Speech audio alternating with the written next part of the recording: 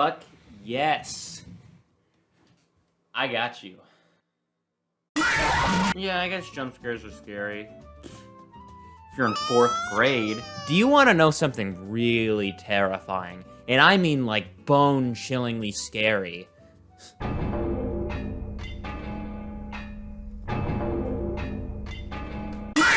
So anyways, segue, one deep, dark, creepy afternoon, I was rummaging through my apartment complex looking for, you know, potential dinner, when I found a compact disc that had just been thrown away.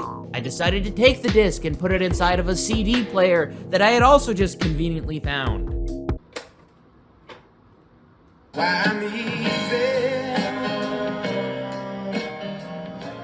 Whoops, must have been the wrong side. When I played the disc, immediately a voice cried out yelling, 7 days! And 7 days later, I got a knock on my door. And when I checked, nobody was there. All that greeted me was... The Ring Terror's Realm. And that's how I got this, The Ring Terror's Realm for the Dreamcast. The official copy, totally not pirated, by the way. Let's play.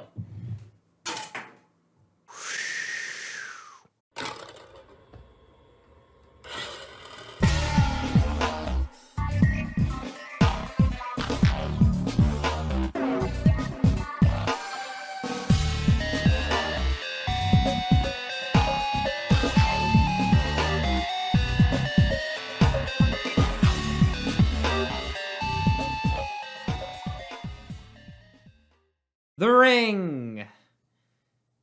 Yeah. Look, I haven't written a script in almost like 2 years, so don't expect masterful fucking 5-hour Sweet Life of Zack and Cody video essay quality written by some weird, sweaty 40-year-old guy. The whole reason I wanted to make a video on this game, actually, was because if you play the game, you'll see that a video on this game just kind of writes itself. It's a bonkers, weird, obviously rushed survival horror game that very loosely uses the canon of the actual Ring movies. But either way, if you haven't seen or somehow even heard of the Ring movies, it's a paranormal horror franchise revolving around the tale of a cursed videotape that kills you when you watch it. It's all very Japanese stuff. There's a creepy little ghost girl named Sadako Yamamura. Yeah. And she calls you and tells you that you're gonna die in 7 days. And yeah. You know, cute kawaii Japan. This is around the time that Resident Evil on the PlayStation started blowing up, so there was a big demand for more horror-related games at the time. And Ring fans were wondering when it was gonna be their turn to get a cool AAA horror game based on the film franchise of the same name. Unfortunately for them, they got this. It's so just not Ring at all. Instead of fighting creepy little ghost children, you fight monkeys. The funny thing to me is this game came out in America on the Dreamcast in February of 2000, 2 years before the American interpretation of The Ring actually even came out. When you actually start the game, you're slapped with the funniest intro cutscene that I think I've ever seen. I think you should just check it out for yourself. It's not too bad, even as a prototype. The force of Sadako Yamamura. The force of Sadako Yamamura? Well, it's unlikely to be a homicide case. We'll get to the bottom of this. Virus, what are you talking about, Chief? Yeah, and I think we're just gonna have to do it that way. I'm Meg. Please, you have to help me. Wow. I really don't know if this can be topped. So I assume I'm meant to take this game seriously. It's just a little difficult with all the yodel singing and flashes of Orochimaru from Naruto and the silly sounding voice and this.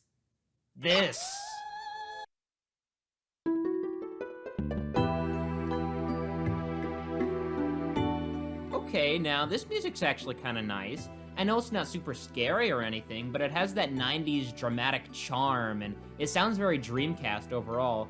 I can't help but kind of get chills.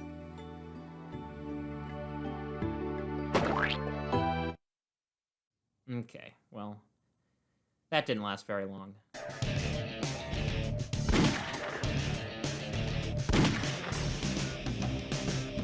So far, my only real compliment I've given to this game is the music, but maybe that's not fair considering I haven't even actually started the game.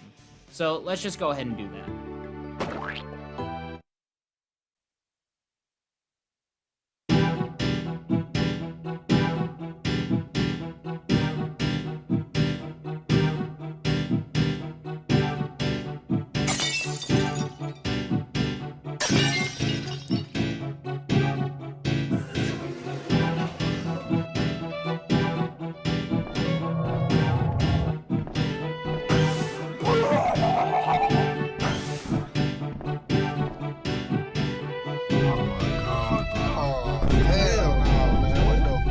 Okay then.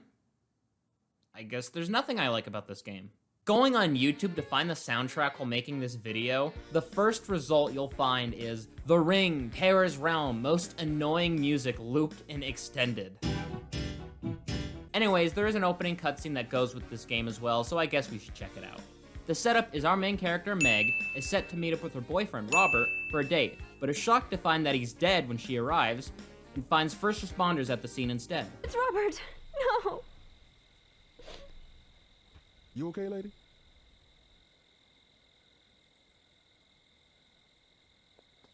Meg, what's going on over there? Like, hey man, what's happening here? Hold on a moment, sir. I know the two of them. They're friends. What happened? I don't believe this. I see. Oh, Meg. Could you explain your relationship to either her or the victim? Yeah, I know the two of them. They're both my friends. I'm Jack, and this is Robert's girlfriend, Meg. Oh, I see. Well, I'm What sorry. happened to Robert? Actually, we don't yet exactly know what happened to him this evening. You don't know? Isn't this a murder? Okay. It's unlikely to be a homicide case. Not a murder? Then what's that? Did you see his face? What's happened? Oh my god! Well, we'll get to the bottom of this. I'm still alive. I'll work for this company without you, Robert. I shouldn't mourn your death forever. Right.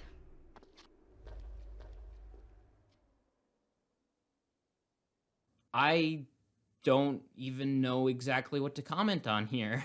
It's like the cast in the credits have English names, but it doesn't sound like they've ever had an actual conversation in English, or even just conversation, period. You're gonna have to get out of here. Or do you live here? What's happened, officer? What's happened, officer? No, I'm asking you a question. Do you live here? Hello? Miss? And even with how awful these FMVs are, it's still very apparent that they definitely blew their budget on them, because the rest of the game is significantly cheaper looking, if you can even believe that. You know how I know that? Because after the opening cutscene, they just dropped the voice acting entirely, probably for the better. What happened? I don't believe this. I see.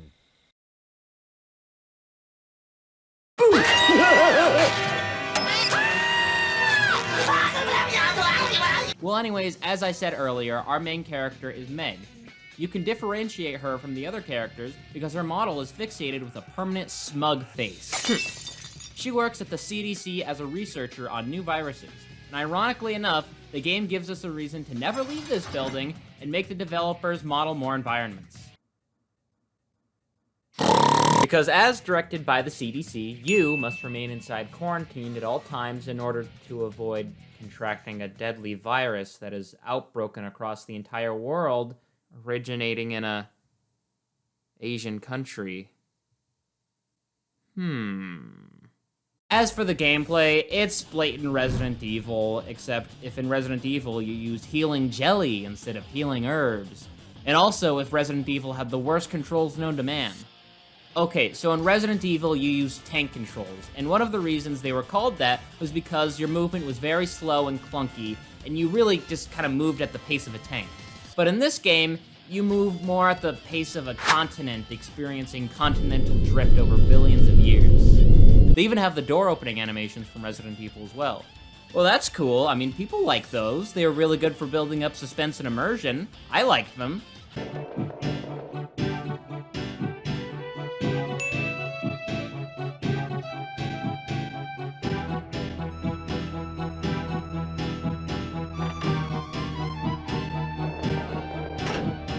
In this game, it's more like the devs were trying to think, what's the thing that people love the most about the Resident Evil door opening animations?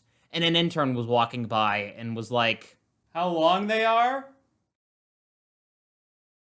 Brilliant idea! Somebody give this man a full-time position! Going back to the story though, Meg snoops around her dead ex-boyfriend's office, who also apparently works for the CDC, and finds a computer program called Ring. That's right, the famous Ring videotape curse, known for spreading its curse through a videotape, in this game is actually spread through a computer program instead. Anyways, when she opens the program, she's transported, almost kind of Matrix style, into a dark other world. So now we're more so taking beats from Silent Hill. When you arrive in the Dark Mirror world, you'll meet a brigade member, and then he gives you a tutorial on the combat. This is when the game explains that you can switch to a first-person perspective at any time, and I had a lot of fun with this.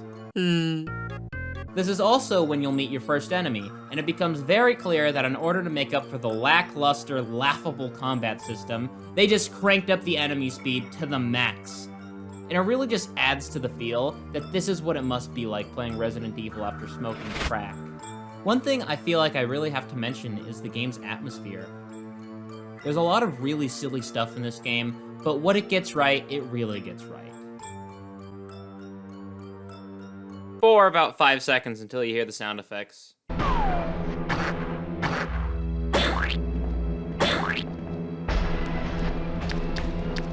The music in the Dark World, some of it at least, is really atmospheric and ambient. It kind of proves the rule sometimes that no music or faint music is scarier than super loud, dramatic, spooky theremin music. When you head back to the brigade member after killing your first monster, Meg just kind of flops onto the ground, and we're back. It was at this point, once I got to move around a bit more, that I noticed that my shadow looked kind of like a Star Wars fighter pilot jet, more than, I don't know, a human silhouette. Since the game lets you walk around the map now, that means you get to do a little bit of exploring. And to that I say, fuck that, where's the closest bathroom?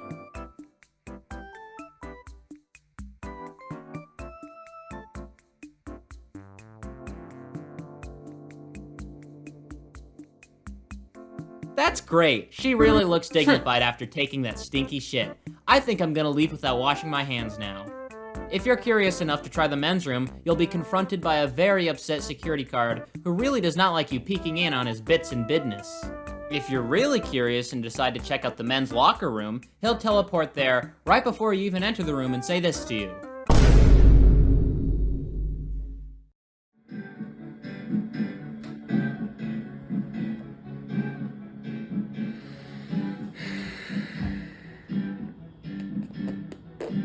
That's it? By the way, this track has been playing the whole time.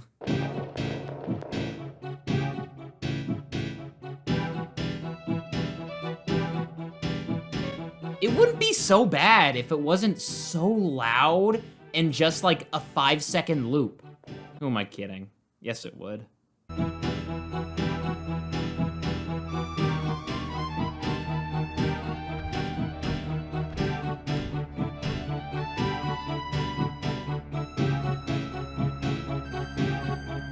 For whatever reason, if you try to go downstairs, the security guard from before will stop you and tell you that you do not have access to the first floor. And of course, Meg casually follows up with a racist gorilla comment to his face. I mean, the security guard has a point. Maybe instead of wandering around these halls like a jackass, I should, like, I don't know, do my job? If you decide to progress with the story at this point, you'll encounter your boss, the chief. He'll basically say to you, "Welcome to this company, Meg. It's so nice to finally get to meet you. I think you'll fit in just right here, and don't talk about the Ring program. It's off limits, and also you're crazy. It doesn't even exist." Toodaloo. So of course I go back to my office and boot up the Ring program again, and what do you know, I'm back to the Dark World. I know I just got done complimenting the music and ambience earlier, but it really is a big mood killer when you go from the creepy blowing wind and eerie silence to, I don't know, Scooby-Doo music.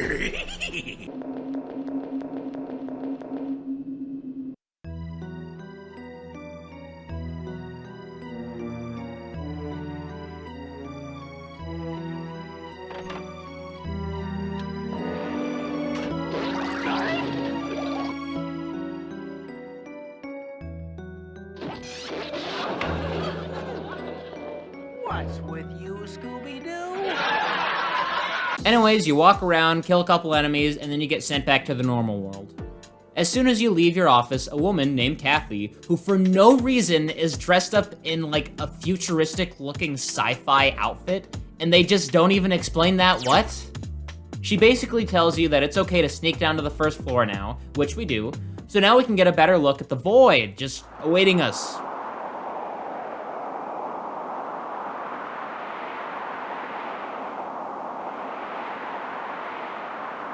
Which is probably the first thing to genuinely terrify me in this game, but that's okay. Because after that, you get to hear the best music in the game.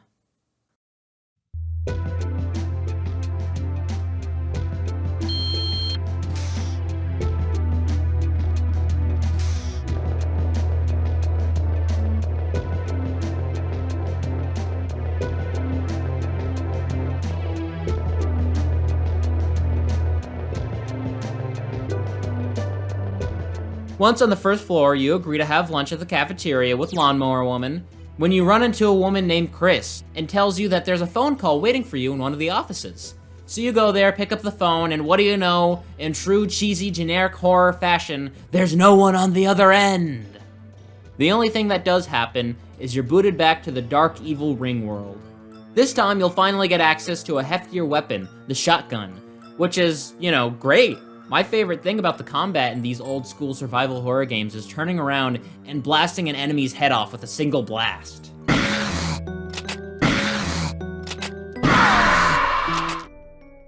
You know what? Just roll with it. It's also at this point in which the game will just throw the cheapest jump scares at you. Sorry, jump scares. When you walk past a closet or a locker, an enemy will just spawn right out of it and get a free hit on you. My favorite part where this happens is when you just walk past a random corner in a hallway and the game does this. Yeah, it's totally not extremely dumb and unfair at all. Eventually, if you stick to the path that the game wants you to go on, you'll meet up with another brigade member who asks you to track down a monkey who stole the emergency power key? I'm not gonna fixate on it too much. They throw a timer on us and tell us to find a monkey and kill it. But the dumbest thing ever is that the timer continues to tick down, even during the fucking movie-length door loading screens. And it can very easily cause you to die and have to reset, and just hope that the game loads faster next time. So eventually, you find the monkey, and if you somehow manage to kill it, even after it stunlocks you, you'll be sent back to the normal non-spook world. Whatever, who cares? I need lunch! Okay, wow, where is everybody? There's not even anyone to make the food. Oh, well, here's our friends, let's go talk to them.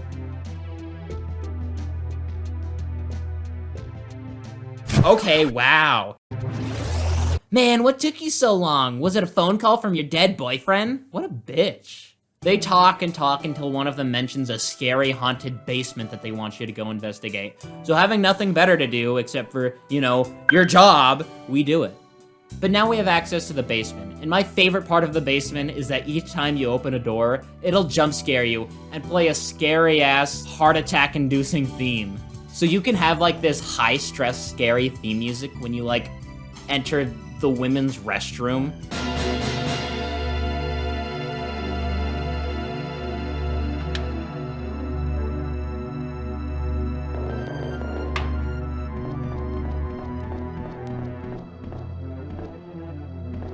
And I just love that, I don't know. On top of that, the theme only lasts like 5 seconds before it fades out and loops again, and it's the only music that plays down here. After a certain point, you'll bump into the chief, and he'll say some evil stuff, and whatever you do, don't enter the reference room. So of course, the game will then ask you to enter the reference room. Trying to find the reference room, I stumble back into the cafeteria and see the gals still not eating lunch, and just kind of standing. I really like that once you've exhausted all of the characters' canned dialogue, when you try to talk to a character again, they'll just freeze up and spout ellipses, and they'll just keep facing the direction that you interacted with them at. So if you want, you can make it look like they're mad and just refusing to talk to each other. It's actually not much longer at this point when you find the actual ring tape. You know, the famous Ring tape from the famous Ring movies that this is supposedly supposed to be based off of. But, I don't know, it just feels wrong. The game has already established its own ultra-campy horror vibe that this disturbing video of real-life people just feels like it doesn't even belong here. And can I just add randomly that I really hate it in games where doors that were previously locked just randomly unlock without telling you or giving you any indication that anything's changed once you've progressed past a certain point. It happens a lot in this game, and it's really confusing. Anyways, after you watch this video, Meg is transported back into the Dark World. This time you're asked to find a grenade launcher in order to progress, so it's more running around and grabbing stuff until you stumble upon the first, actual scary room in my opinion. I don't know, something about this room gave me some serious Silent Hill 1 vibes. Maybe something about the stretchers, just because, you know, Silent Hill loves throwing in random bloody stretchers for whatever reason. Like, yeah, let's just throw a bunch of these in our mall level. Maybe it's the decapitated angel statue, or maybe because it's so cramped. I don't know, I gotta give the game props for this.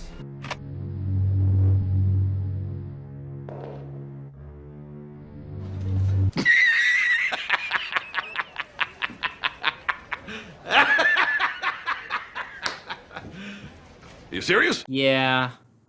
She still ain't changing that smug expression, though. After all of this garbage, we finally get to see more of the original source material reference in 2 new characters.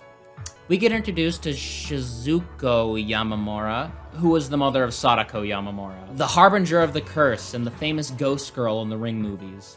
It's also at this point where we get to meet Sadako herself. That's her. Yep. So, I guess what the game is trying to get across is that humans harvested Sadako's magical brain to use it for their own greed and hatred and power and whatever. Okay. It's an interesting take, but it's so fucking stupid. I just want a scary ghost girl to chase me around in this video game and scream at me or whatever, but no, I get a weird fucking brain box robot thingy that looks like Eggman's flying chair pod. No way! I can't believe this! We do get a really cool, stupid FMV accompanying this revelation.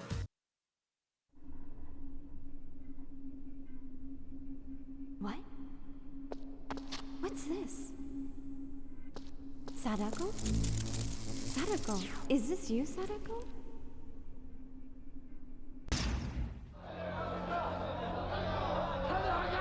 Why? Is it your nature, or have you been persecuted by the society and now you detest it? Is this how you feel about the human race? This is human race. Humans fear persecuting those with extraordinary powers to protect themselves. Sadako. Still, that doesn't mean that you're right. Riveting. So anyways, we're taken back to the normal world, and now we gotta find the secret underground lab there, too. Oh, awesome! We're given another timer here, except this one's significantly shorter.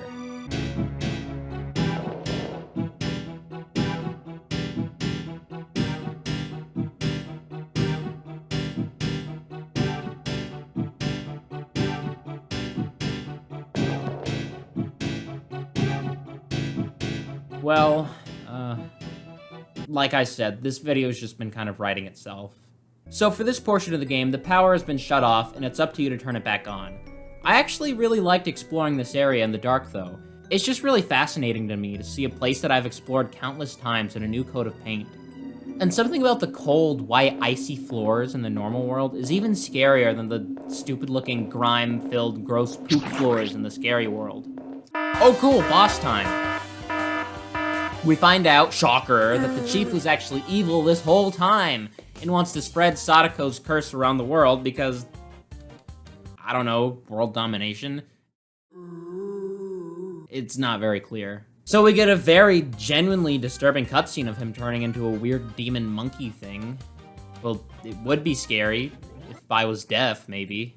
For our species' sake, for humanity, Sadako's curse will sweep all over the world, transforming it. So why not improve yourself with the virus? The virus promotes us, allows us beings to evolve further. It's not for humanity at all. What you've done is not for us, but only for yourself. You just want control of Sadako's power. Maybe you're right, but it doesn't matter anymore. If only I can use this power. Look, this is it, and I'm the only one who rules this force! What's happening? No, you can't. You never be the one who Control this force, never ever!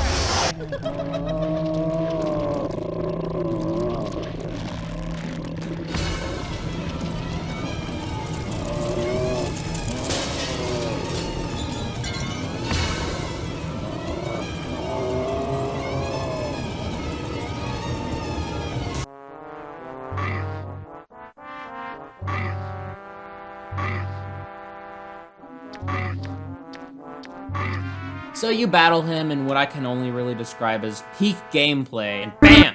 He's dead. Now we're at the conclusion of this game. We get to see... Huh? The real Sadako?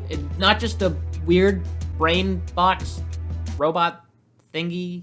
I put the brain in the robot, you know. Now it's up to us to beat the final boss, Sadako, and stop her from killing all humans for, I don't know, doing testing on her or something. I wasn't really paying attention.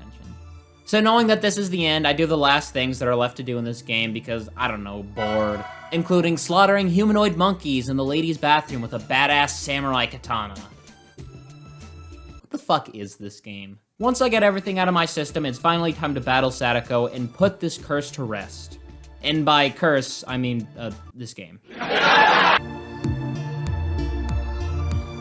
I had like almost no health or ammo left for this fight, so it was just a struggle since I had to limp away from Sadako as she just, like, Olympic power walks towards me all menacing-like. But eventually I end up killing her and we get the final cutscene.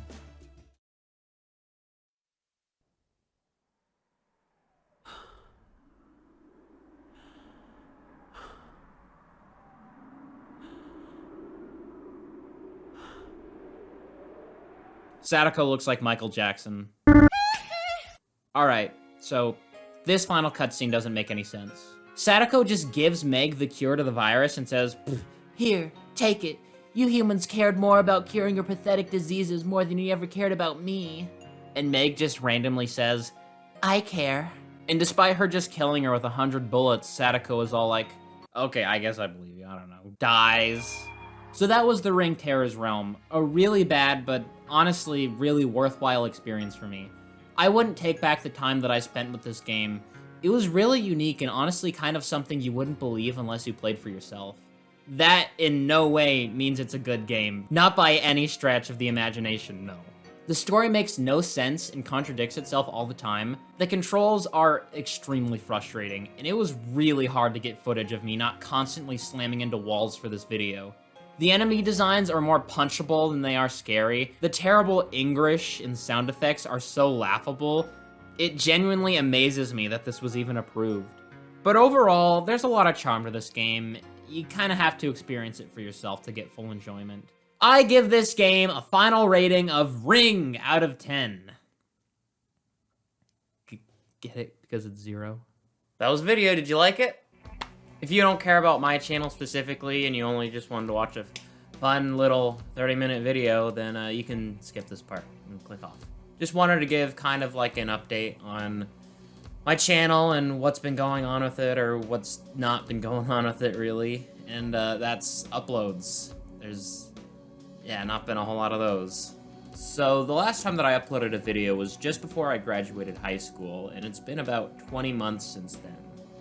So what's the deal? Why has it been so long? Did I fall out of love with making videos? No, not exactly. It's a little more complicated than that. As soon as I graduated high school, this feeling washed over me of immense fear, like, wow, I have, like, no idea what I want to do with my life. Because, you know, a kid's brain in high school, or mine at least, was, okay, it was very one track. It was, let's get to the end of high school, and that's all that was on my mind. And even then, I was doing a bad job, and I had all Fs, and I almost didn't graduate, but I did. So then after that, it was just kind of like, all right, well, what do I do now? So after that, I was just kind of like, you know, going from job to job and seeing what would stick, and I don't know, eventually, I just kind of like, I got set on nursing. So for the last year, I've been kind of working my way into nursing, job-wise. I haven't started nursing school yet, but I just want to get, like, hospital experience, patient care experience. So that's what most of my time has been. That, and also, like, you know, moving into my own place and getting kitty cats, meow meow meows. Hey! Are you eating my poster? What a little guy. Love him. It's just been really busy, and also with me finding my new obsession, which is, you know, my nursing career. It's kind of taken over, like, my love for making videos. So, I don't know. I feel like without making videos, there really is just something kind of missing from my life. So, it's just about finding time and finding a topic that interests me. And when I found that game, it was just like, well, you know, there's no way I can't make a video on this. It would be so easy, just with how ridiculous it is. So that's my life. This is the new room setup for now until I decide to change it. I'm gonna miss that old room, but, you know, old memories just kind of take up space for making new memories. So don't expect new videos every week or every month even. Just whenever I see something that interests me. So yeah, thanks for watching. Don't forget to like, comment, subscribe, smash that notification bell, buy my merch in the link in the description below. And, you know, I'll see ya next time. Hopefully.